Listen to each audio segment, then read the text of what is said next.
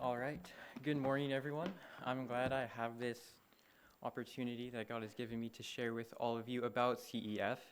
And as Pastor said, I get to talk about internships because that's what me and Becca are doing. And I'll introduce her more in a little bit. She gets to talk about all the technical stuff. And so I'm not going to start off by talking about the internship. I'm going to start off by talking about kind of growing up in CEF and some of my stories to give you guys a sense of what CEF is, what it does, how it's impacted me, and what we will be helping other people do in the future as interns. So I want to share a couple stories. I don't think I have all that much time, but I want to tell you about my introduction to CEF, and then a boy named Conrad that I met in Bethel, and I'll probably wrap up with some thoughts about discipleship. So my introduction to CEF, if I can say it, wasn't very flattering. I was 11 years old, and Jonathan starts talking about this sneak peek thing and this camp that goes along with it. And my mom seems to know what's going on, so we all get in a car and we go to the sneak peek at Peninsula Grace. So it's a big building, it's a dark building, and there's a whole bunch of people I don't know. So as a homeschooler, a little intimidated, a little overwhelmed, even though I know a lot of them now. And they start talking about CYIA and good news clubs and crowd control. And I have no idea what's going on. So, still confused, they shuttle us off to this back room in the church, and they start talking about more stuff I don't understand. Then they're teaching us this Bible verse, but they're teaching it to us like we're 6 years old. And I'm thinking they have really low expectations for teenagers. Which is not true, they have very high expectations. And anyway, it didn't make a lot of sense to me, so we skipped the ice cream social at the end, and I distinctly remember on the way home, we're at McDonald's because we still wanted ice cream, and I'm in the passenger seat, we're going through the drive-thru, and Mom is handing me my M&M McFlurry, and she's explaining to me what CEF is because I didn't quite get it, but she knew. So, for those of you who have not been introduced, CEF is Child Evangelism Fellowship. And we evangelize children by taking teenagers to a camp called Christian Youth in Action, CYIA, and we train them to share the gospel using something called the Wordless Book.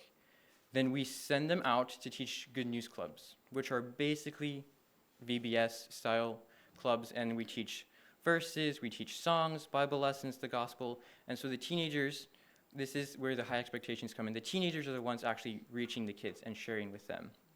So Mom explains all of this to me and Nehemiah, and me and Nehemiah decide this is something good, this is something we should do. So we say yes, even though we both knew that we were probably going to regret it because we hated talking in front of people. In fact, the other week, a week and a half ago, I was talking with Miss Mela, and she said, when you started out, I thought, this is so good for you. You can actually talk. So, yeah, I can talk, and CEF has helped with that. I don't think she used those words, but it was something along those lines. And so, first 2 years, we were really stretching. First session, you get there, and they say, this is how you present the first part of the Wordless Book. Now, go find a partner and teach it. And I'm like, I'm not ready. I don't know what I'm doing. I haven't practiced this before. And my leader, Peter Hilbish, comes, and he says, do it.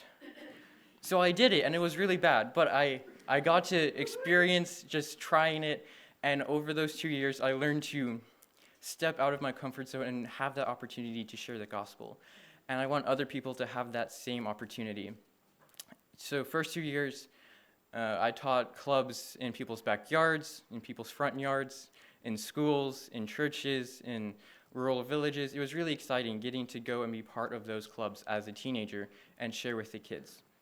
But one thing that really stood out to me in my first 2 years was the gospel. I had to relearn the gospel, which sounds funny. So growing up in a Christian home and doing Christian homeschool and going to a good Christian church, I heard the gospel all the time. I knew it so well I forgot it, in fact. So my first year at camp, I'm signing up, I'm filling out all the paperwork, and they ask you about your testimony. And one thing they asked is, what does it mean for you to be a Christian or a follower of Christ? I don't remember the exact wording. So I start writing all this great theological stuff about, it means I'm a servant of God, and I'm a new creation, and I will love the Lord my God, and all these things. And my mom challenges me, and she said, is that what it means to you to be a Christian? And I'm like, okay, well, it means I believe in Jesus. Believe what about Jesus? Well, that he died on the cross. And why did he have to die on the cross? Oh yeah, I sinned. And it was kind of a reminder, like, I know this, but I've been thinking about so many other deep theological things I'm learning, I forgot the important part. So I go to camp, and for 2 years, I learn the gospel again. I have it taught to me, I learn to teach it, I learn to share it with these kids who need it because they have not heard it before. And so those first 2 years, I relearned the importance, the simplicity, the beauty, and the depth of the gospel. And that's something that's stuck with me since then. And after that, moving out of my first 2 years, I want to share one story. I was going to plan on two, but it was a really long story. So the first one is Bethel. Me and Becca have been to Bethel together 4 times? Maybe 5, I don't know. It's been a while. And this was about our 3rd time there. And there was a boy there, Connor, and he'd been there in the past years we'd gone before, so I knew him. He was always very quiet and thoughtful, but he enjoyed games. And we're sitting there on the dirty floor because it's always dirty in Bethel. I don't know why, it just is. And there was a lot of kids that day, and it was going very badly. I don't know how to explain. It was just oppressive. Dalton was mad at his brother Dawson, and Dawson was mad at someone else, and Nutchi wasn't listening. Nobody was paying attention. It was like talking to a stone wall. All the teachers were having a panic attack. But we made it through the Bible lesson, which is the halfway point of club. So we made it through the Bible lesson, and we all split up into small groups. And so my small group, I had about 8 kids. And small groups, you just eat snacks with the kids, you talk with them, maybe pray with them, and you read through some prompts about the theme of the Bible lesson. I don't really remember what all the prompts said, but it was something about loving your enemies. But I just went off on a little tangent of my own that came to me in the moment, and I started explaining to the kids, can you love your enemies? And they all said yes. And I'm like, okay, but without God, can you love your enemies? No, not really. We're not very good at that. And then I said, did you know that you are God's enemy? You've sinned. You've gone against God. And they thought about it for a while. And I said, well, even though you can't love your enemies very well, Jesus loved his enemy. He loved you perfectly. In fact, he died for you on the cross. And before I really knew what I was doing, I started giving this invitation to believe in Jesus, right in small group. And Connor has this very thoughtful look on his face, like he always does. And his hand goes up, and he says, I want to believe in Jesus. And that led to a little bit of a problem, because I have 7 kids all eating snacks who all want attention, and one boy who needs to hear the gospel. So I cast around, and I see our leader, Rachel. She's not doing anything at the moment, so I have a great idea. I say, Connor, you see Miss Rachel over there? You go to Miss Rachel, and you say, I want to believe in Jesus. And she's going to explain to you what that means. And he stretches up really big, and he looks at Rachel. He waits a second, then he shrinks back down, and his face falls. And he says, I think I'll do it later. And that was not the answer I wanted. So I'm freaking out inside, even though I shouldn't have been, because God's in control. I'm like, no, you shouldn't do it later. You should do it now. You should hear the gospel now. So I had no idea what I was going to do. And then for some reason, someone jumped up and started doing a song before small group was done, and all the kids went running back, and now I could take Connor to the side, and I went through the wordless book with him, and I explained to him what the gospel was, just to make sure he really understood what he wanted. And so he prayed for salvation, and then club happened. I had to go teach a missionary story, games were going on, there were so many kids running around, it was really hectic, and Dawson was still mad at Dalton, and I don't know why, but anyway, so I didn't see Connor again that day, but Rachel told me later that his mom came in to pick him up, and they told her what happened, and she started crying, and she said, he's such an honest boy. If he says something, he means it. And she was just overwhelmed with the joy of that. And so Connor is the only boy that I've had the privilege and the honor of being part of leading him to the Lord. So that's a very special and one of the most important things that has ever happened to me in CEF. And that is really the mission of CEF, to evangelize children. It's in the name, Child Evangelism Fellowship. And so that's our mission, our goal. But how we do that, to me, is also spectacular, because it's all about discipleship. And I've never really seen it worked out anywhere quite like CEF. Because it'd be really easy to have another mission organization where we pay missionaries that are adults to go reach these kids. But it's not what we do. We take local parents, moms and dads, local school teachers, local people involved in the church, local families, and the older adults train the younger adults, and the younger adults disciple the teenagers, help them grow in Christ, train them to share the gospel, not just teach them, because they did not tell me, this is how you do it. They said, here's how you do it, now go do it, and helped me with that, so I actually got to do it. And then the teenagers are the ones who actually go and reach the kids. They're the ones who are evangelizing the kids. So the adults are discipling the younger adults, are discipling the teenagers who are discipling our youngest generation. So everyone's involved, the whole family is involved. It's an incredible opportunity. And coming in, 11 years old, there are so many older teenagers that I could depend on. Enoch Fredrickson, Eric McKinley, Betsy Olson, Ruben Glick, all these people that were always there for me. And Brendan Mallory too, who I copied because he could teach a really good Bible lesson, so I just did what he did. Right? So all these older teenagers who were discipling me, even though that wasn't their job. And then I became the older teenager, and I got to see kids that I had taught in club come to CYIA, and I got to teach them how to share the gospel. And now I'm becoming an adult, and so as I become an adult, now those teenagers are becoming the student leadership of CEF. Mostly Alana McKinley I'm thinking of, but there are others. And so I get to see that. Like, I've been discipling those younger than me, and now they're moving up, and I'm moving up, and I'm still being discipled by those people, those adults that have been speaking into my life. And so that's what CEF is all about. It's about evangelizing children and other people through discipleship, and it's a really cool opportunity. And as interns, we get to put on all these events that help people have those same experiences. Learning to share the gospel, getting to be missionaries as teenagers in their community to change their neighborhood, and to have whole families working together to disciple each other as a mission. And so now Becca, is going to come up and share a little bit more about all the details of that. And she came to camp the first year I did, so it's been 5.5, 6 years now that I've known her. I've been on student leadership with her for 3 years, so I've seen her every week for 3 years. And we've been to Togiak once, Bethel 5 times, something like that. Like, this is not the first time I've shared with her. So she's going to come share with you.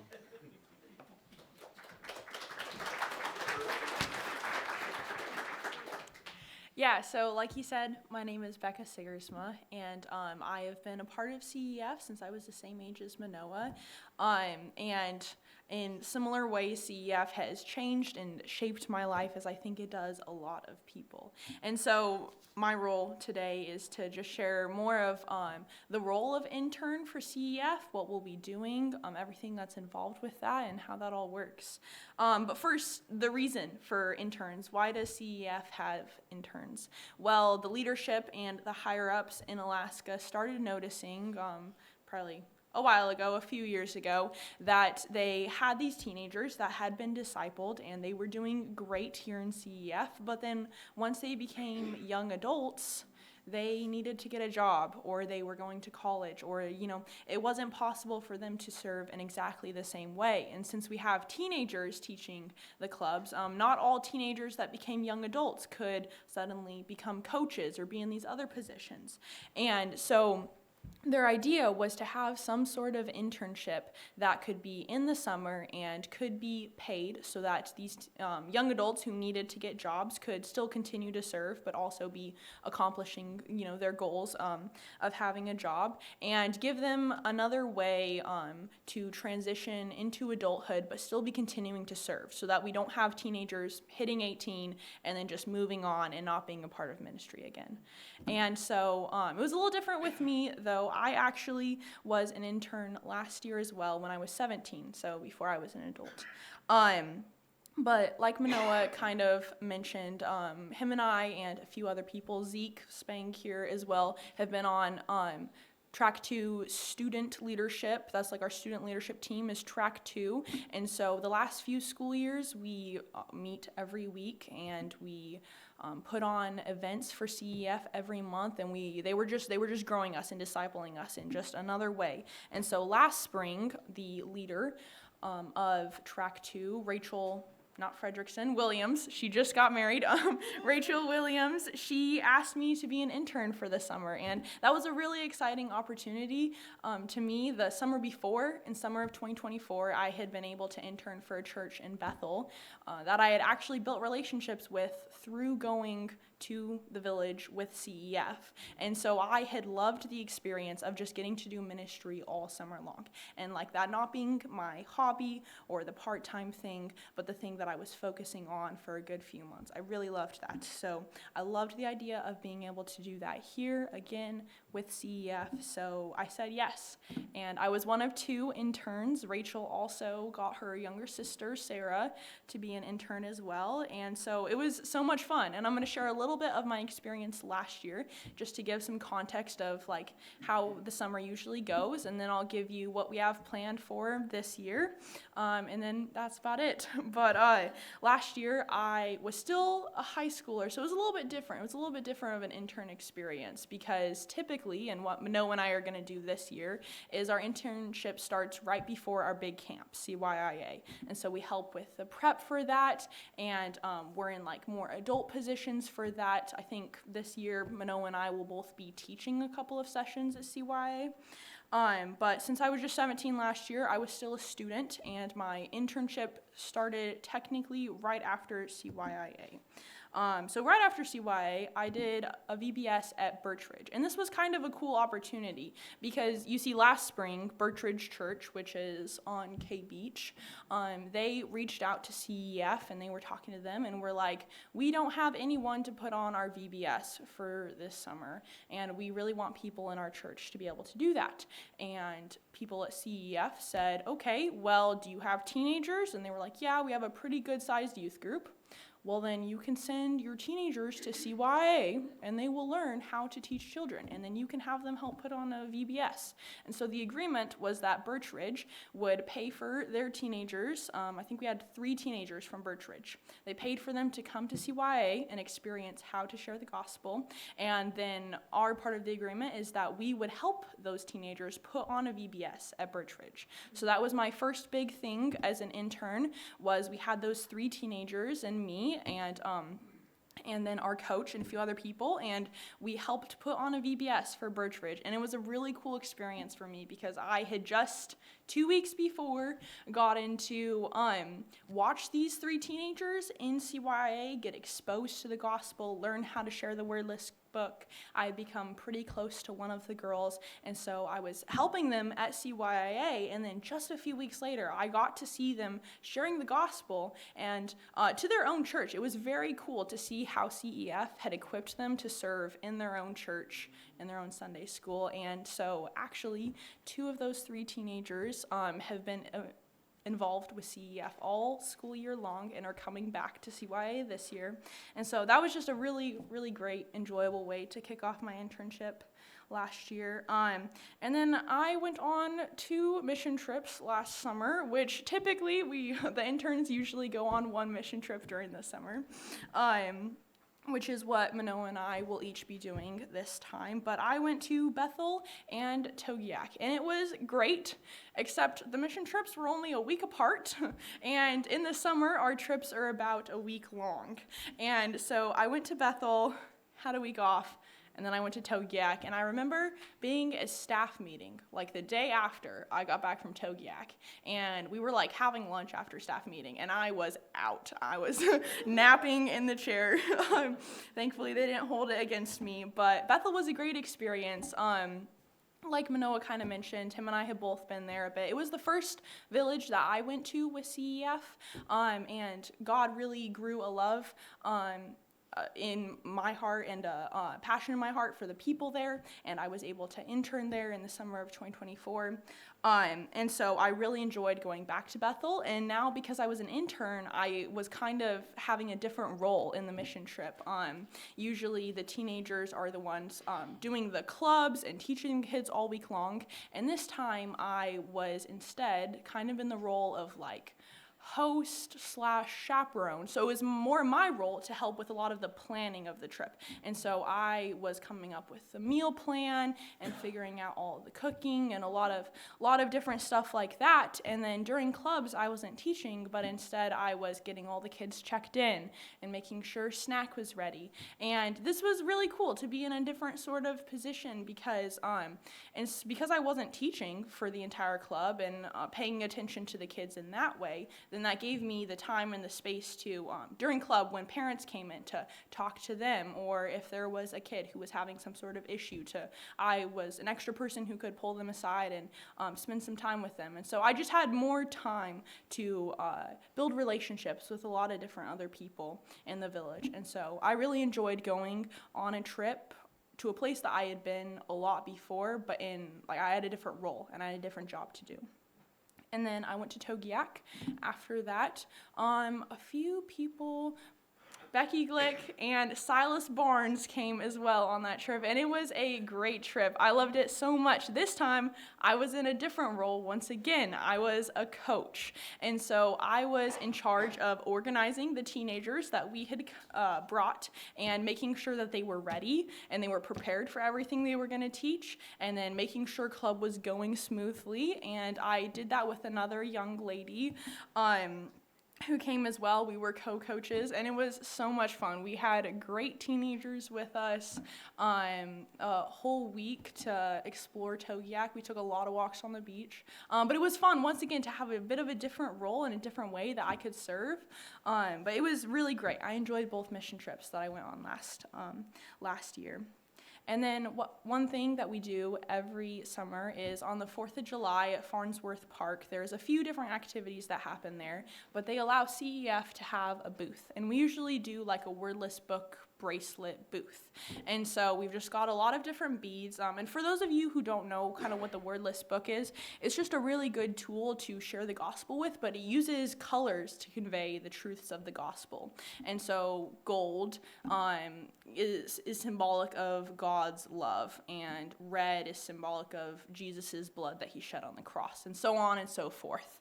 And so we had those colors for the wordless book in little beads, and kids would come up because something looked interesting, and I would talk to them along with the other intern, Sarah. She was with me, and we'd be like, do you want to make a bracelet? And then as we helped them make this bracelet, then we would be sharing with them what every color meant. And I remember that we had a few salvations there, because after we would finish the bracelet, if they were, talking and engaging with us, then we would ask them, so do you want to respond to this story that you just heard? And it was a really great way to spend the 4th of July. There were a lot of kids that came through that park, and so lots of opportunities to talk to parents as well of the children as their kids are making the bracelets. So that's another enjoyable thing that I can't wait to do again this summer. And then for the first time last summer, I actually got to be a part of like a guinea pig project. It was very enjoyable. So we typically have our CYIA in 3 different locations in Alaska, in Soldotna, Anchorage, and Fairbanks, and it's a big 9-day long camp. It's a very large commitment for people who come. And so we recognized that, and last summer there were some people from Lighthouse Church out in Nikiski. Their youth pastor was like, I have teenagers that are interested, but like for whatever reason, they just can't commit to that. And so we were like, okay, we are going to put on a mini CYIA. And from what I understand, that was kind of the first time we tried to do that, and so of course I got to be a part of it.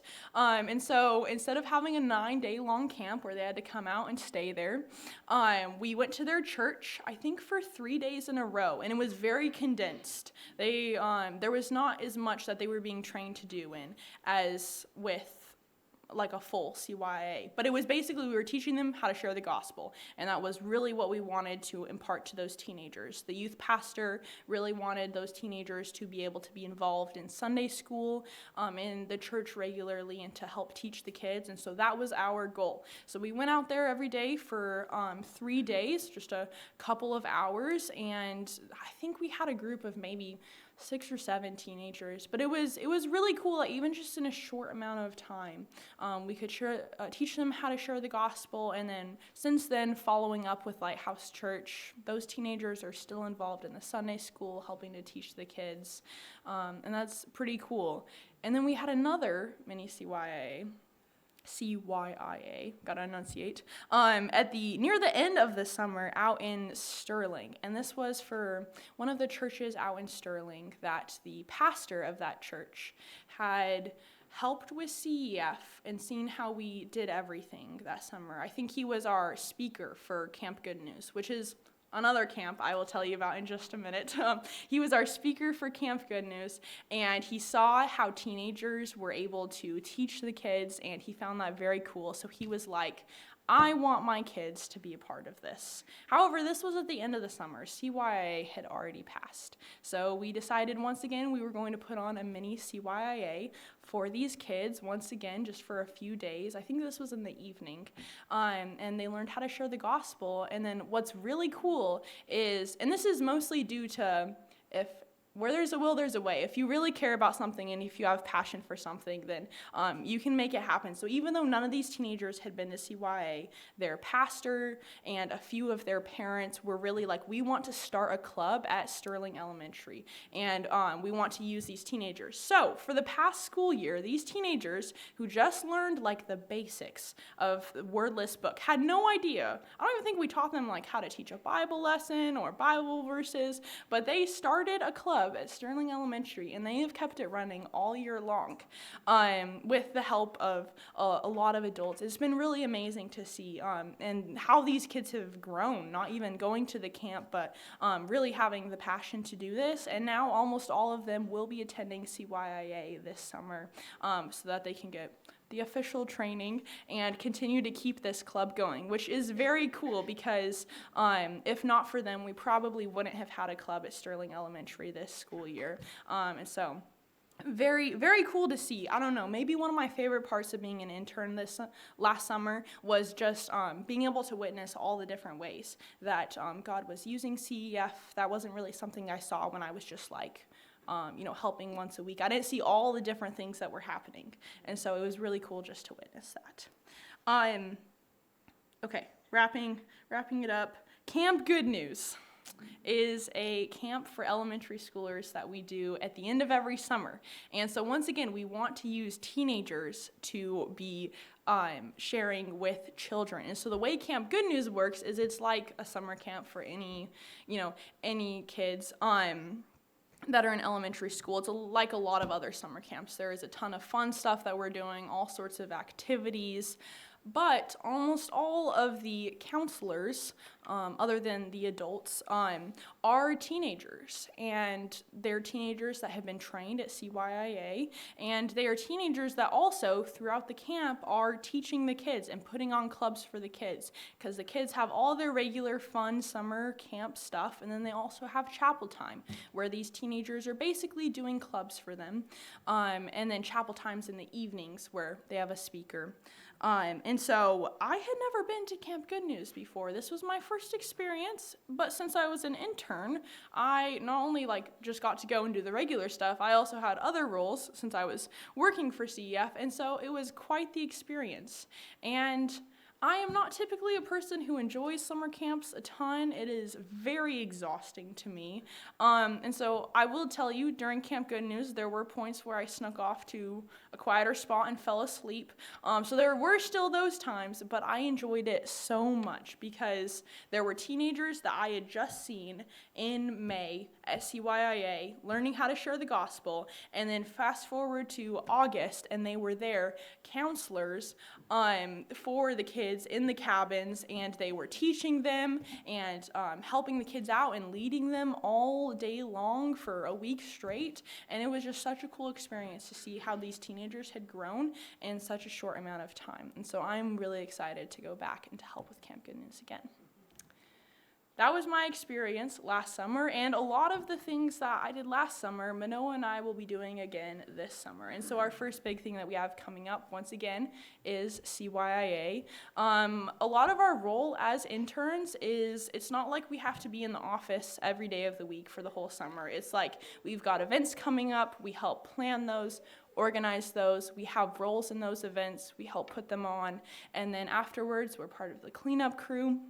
And continuing on, doing that for the whole summer. So we will both be assistant coaches at CYIA, and I think both of us are teaching a session or two, one or two, I don't completely know yet, at CYIA as well, so that'll be enjoyable. Once again, after CYIA, we are doing Birchridge VBS again, so I will be a coach for that and helping with that. Manoa is going to Good News Bay as his summer mission trip soon after CYA. I do not know which village I will be going to yet, but I cannot wait for the mission trip that I will go on.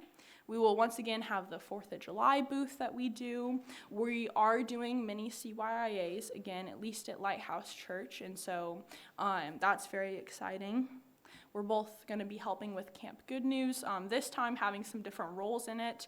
I know for myself, it takes a couple of people to organize all the teenagers at Camp Good News and to make sure that they are ready for everything that they are teaching, but also to check up on them throughout the week. I mean, for a lot of teenagers, this is their first time having this much responsibility, being in charge of children. We have very high expectations for teenagers at CEF. We believe that they're, full-grown people capable of doing good things. So we have expectations for them, but I get to be one of the people who just throughout the week gets to check on all the teenagers and make sure that they're not getting burnt out or needing anything. And then Manoa's role, if I remember correctly, at Camp Good News is he will be helping teach the wordless book to some of the kids, because that is a bit of a passion project of one of our leaders at CEF, is that he believes that not only should teenagers be able to share the gospel, but we should also have a very basic way to share the gospel for kids. And so at Camp Good News, there are going to be a few sessions where elementary age children are going to be taught a very basic way to share the gospel with their friends, their family, their neighborhood. And so that's going to be a really cool thing that we're starting this summer. And then the last couple of things that we're doing this summer is, like Manoa talked about, is very important to CEF that they are continuing to disciple. And so we will continue to be discipled throughout the summer. Our bosses, our leaders are going to do a book study with us every week so that we just have time where we are being poured into, which is a part of CEF that I really appreciate, that they're so intentional about that. And then as well as that, we will in turn be discipling some other teenagers for Track 2, our leadership team during this school year. Manoa, Zeke, and I were the Track 2 team for this last year, and all three of us are graduating. And so for the first time, it will be a completely new batch of Track 2ers coming in. And so it is our goal for the summer for those Track 2 teenagers who are coming up for us to do a Bible study with them every week, so that we can start to be discipling them and preparing them for their role that they will have in CEF next school year. And so those were a lot of different events, a lot of different plans and things that I just shared with you. Thank you so much for listening to me talk, but basically it is a very exciting summer in store for Manoa and I, and cannot wait to be interns. But every one of those events have some sort of cost included with them. It takes, airplanes and gas and fuel to get us to villages, and it takes tons of different stuff to make a whole camp happen. And so we are fundraising, and that is a big part of what we're doing here this morning, is fundraising together for our roles as interns. And then, like I said at the beginning, it's CEF's hope that this is also a job for us, so that we are still able to serve while making money and having a job since we're, becoming young adults. Apparently you have to have a job. But anyways, and so we will be paid out of what we are fundraising for as well. And so I would ask you all to prayerfully consider donating and helping us as we are fundraising for our positions this summer. If you would like to do that, you can come talk to either Manoa and I after this. There's a couple of different ways that you can do that, whether it's physically, you would like to give something, or you can also go to cef.alaska.com, and in the giving portion you will see a lot of different funds that you can give to, but then there will be an intern fund. And since Manoa and I chose to fundraise together, from what I understand there's just one intern fund for the both of us, so you could do that online. But if you have any questions, for sure ask Manoa or I. But even if you are not in a position to give in any way, the best gift that you can give us is prayer. As I just spent a while talking about, there are so many different things that we are doing this summer, and so any amount of prayer would be so appreciated, both for us and our energy throughout the summer, and that God would be using us and growing us as we're doing this, but also for all the kids, their hearts that we're reaching, the parents and different teenagers that we're going to come in contact with. We have a huge camp coming to CYA this year. I think we've got 60-some kids, teenagers. The entire camp is full. There are more on the waiting list. And then because we also provide childcare for our adult workers, there are 40 or 50-some kids who are going to be at camp as well. And so prayer just for all those different people that are going to be coming in contact with the gospel. But thank you so much for listening to me. I know Manoa is one of your own, but thanks for listening to me as well. And for sure, come talk to both of us with any questions that you might have. And thank you very much.